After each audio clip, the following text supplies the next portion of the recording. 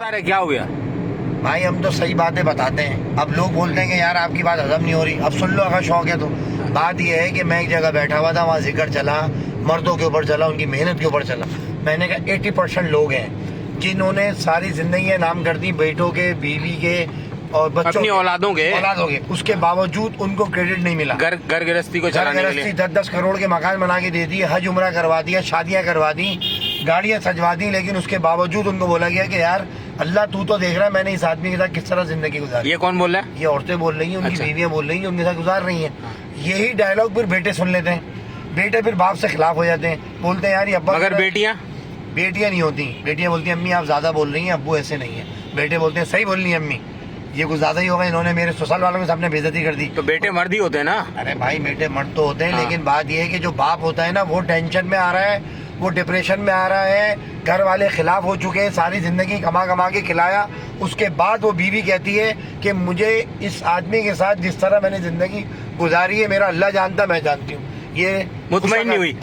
एक मिनट, हर औरत का मसला बताऊं क्या आ रहा है? हर औरत का मसला ये आ रहा है कि आप किसी भी चीज में टोकोगे ना उनको, आपके ऊपर बुलाई का घंटा आ जाएगा। आपको बीवी को किसी चीज के लिए रोकना नहीं है, वो जो कर रही है ठीक कर रही है। वो समझदार है आपसे ज्यादा, वो वफादार है आपसे ज्यादा, वो खानदानी है आपसे ज्यादा, वो पढ़ी लिखी है आपसे ज्यादा, वो सफाई सुथराई में आपसे ज्यादा, तमीज तहजीब में आपसे ज्यादा।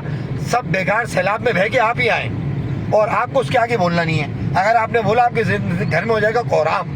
वो जो बोल रही है वो होगा, बच्चे जो कपड़े पहनेंगे वही होंगे, जो खाना पकेगा वही पकेगा, अम्मी का कब जाना है वो बताएगी, सारे मामलात औरत डील करेगी तो आपकी शादी कामयाब हो जाएगी। और आपने कहा रोले डाले 6 महीने में आपकी पैकेज खत्म। क्यों? क्योंकि आपने रोकना शुरू कर दिया, बाहर मत जाओ, नकाब करो, वहाँ क्यों खड़ी हो? वो कौन था? व्हाट डू यू मीन कौन था? है क्या मतलब कौन था? किस तरह का इल्जाम लगा रहे हैं कि आपको तमीज नहीं? खाली बात करना भारी पड़ गया। मैंने तो सिर्फ पूछा है कि व्हाट डू यू वांट, वो कौन था? तो वो उसके ऊपर मामलात हो गए और हो गया तो भाई चुपचाप जिंदगी गुजारे। वो कौन था कि इंग्लिश ये है? हाँ ये व्हाट डू यू वांट। हाँ ये इसमें कि ढूंढते रहे ना लोग। अपने होंठों को सी लो, अपने होंठों को सी लो, कामयाब शादी। 14 अगस्त से बाहर लेके जाओ, जलसों में लेके जाओ, जुलूसों में लेके जाओ, तैयार कराओ, बाइक निकालो, बारिश हो रही है, लोग मजार पे भी लेके जाओ, बारिश हो रही है, लोग मर रहे हैं। बीवी को बेटा बोले बेगम चले, बेगम खुश है? नहीं सही बताएं, चले? हाँ।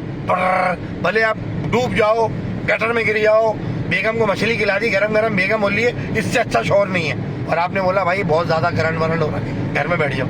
ये कोई जिंदगी हमारी नौकरानी बनाया हुआ है? एक ही तो दिन होता है, रोज थोड़ी बारिश हो रही है, आज चले जाएंगे तो क्या हो जाएगा? बाइक खड़े खड़े सर रही है, पता नहीं कौन सी रात जुलारी आपने ले ली, तो पानी में ही नहीं चलती, कपड़ा मारते रहते हैं, जो चीज वक्त पे नहीं आया तो उसका ये है बेगम।